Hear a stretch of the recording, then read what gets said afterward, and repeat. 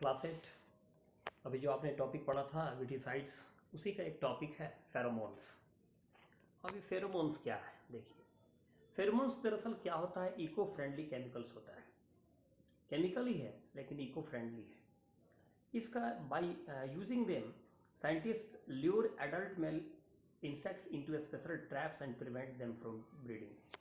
दरअसल होता क्या है, जितने भी मेल इंसेक्ट्स हैं उनको स्पेशली उनको ट्रैप किया जाता है और इस केमिकल को खिलाया जाता है। नतीजा क्या होता है कि उनके अंदर ब्रीडिंग करने की जो क्षमता होती है वह ख़त्म हो जाती है। तो ऑटोमेटिक है उनकी जब जनसंख्या नहीं बढ़ेगी तो स्वाभाविक सा बात है कि हमारे क्रॉप्स जो होंगे वो बच जाएंगे। तो यहाँ पर ये स्पेशल केमिकल हेल्प कर रहा है। और ये याद रखिएगा, ज़्यादातर एक नंबर के क्वेश्चन में ये आता है फेरोमोन्स।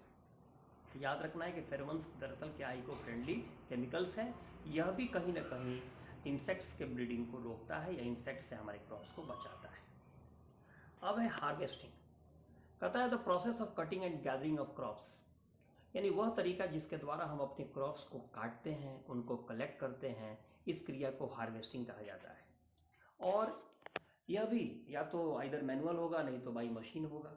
तो सिकल, हंसुआ जो सुने होइएगा, हंसिया, तो इसकी मदद से हाथों से किया जाता है, मैनुअली किया जाता है। नहीं तो हार्वेस्टर मशीन होता है जिसकी मदद से किया जाता है। हार्वेस्टर दरअसल बड़ा मशीन है, यहाँ पर बड़े बड़े फॉर्म्स में आजकल टीवी न्यूज़ में मिलता होगा आपको कि आजकल कटाई का बहुत दिक्कत है।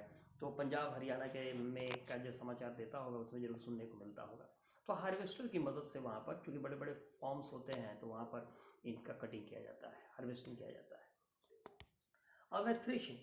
देखिए जितना भी अनाज का दाना है वह कहीं ना कहीं हस्क से, भूसा वगैरह से कवर्ड होता है। अब उसको लूज करना है ताकि उसका दाना निकल जाए। तो ये लूज करने की क्रिया जो है, यानी it is the process of loosening the husk of grain. यानी कि हमारे जो अनाज के दाने हैं उनके ऊपर जो हस्क है उसको लूज किया जाए ताकि वो निकल जाए। यही क्रिया थ्रेशिंग कहलाती है। तो इसको भी या तो मैनुअली हाथ से, दैट मीन्स किया जाता है, क्रॉप्स को हाथ से पटका जाता है, किसी हार्ड सरफेस पर पटक पटक के उसके दाने को अलग कर दिया जाता है। तो ये बड़ा मेहनत का काम है, बहुत ये टाइम टेकिंग होता है। तो आजकल थ्रेशर का यूज़ किया जाता है। थ्रेशर एक मशीन है, तो या तो मैनुअली नहीं तो थ्रेशर की मदद से इसको क्या, ग्रेन्स को सेपरेट किया जाता है। अब यहाँ एक वर्ड मिला है कंबाइन। कंबाइन देखिए क्या है, एक बहुत बड़ा मशीन होता है जो मशीन अकेले हार्वेस्टिंग भी करेगा, थ्रेसिंग भी करेगा और विनोइंग भी करेगा। यानी फाइनली आप एक बार खेत में इसको लेकर एंट्री कर गए तो आपके फसल को भी काटते जाएगा और फाइनली आपके अनाज को के दानों को अलग करते जाएगा। बस आप जो है वो बुरा लगाते जाइए और सारे के सारे अनाज जो होंगे उसमें पैक होते चले जाएंगे। तो एक तरफ से समझिए कि ये क्रॉस को ले रहा है और दूसरी तरफ सैक डाल डाल के समझिए कि एक तरह से प्रोडक्शन निकल रहा है। और तब ये जब क्रियाएं हो जाती हैं, दैट मीन्स कि आपने अभी तक क्या देखा, प्रिपरेशन, सॉइल का प्रिपरेशन किया, फिर उसके बाद आपने बीजों को लगाया, फिर मैन्योरिंग किया या फर्टिलाइजिंग किया, इरिगेशन किया, वीडिंग किया, हार्वेस्टिंग किया, और फाइनली अब समय आ गया स्टोर करने का। तो finally grains have to free from moisture and pest. ऐसा नहीं है कि बस हम थ्रेशिंग कर लेंगे, अनाज अलग अलग आ गए और उसको हम क्या किए, रख लिए, पैक करके रख देंगे, ऐसा नहीं। यहाँ पर एक बात लिखा गया है, ध्यान से देखिएगा, मॉइस्चर एंड पेस्ट। मॉइस्चर और पेस्ट से वो फ्री होना चाहिए। मॉइस्चर समझिए कि 10 से 12% से ज़्यादा मॉइस्चर अनाजों में नहीं होना चाहिए। अगर वह अनाज में मॉइस्चर ज़्यादा रहा तो सभी के सभी जहाँ आप रखिएगा उसको गैदर करके रखिएगा, वहीं पर जर्मिनेशन की क्रिया होने लगेगी, जर्मिनेट कर जाएंगे। और पेस्ट अगर होगा तो भी वो बर्बाद हो जाएगा।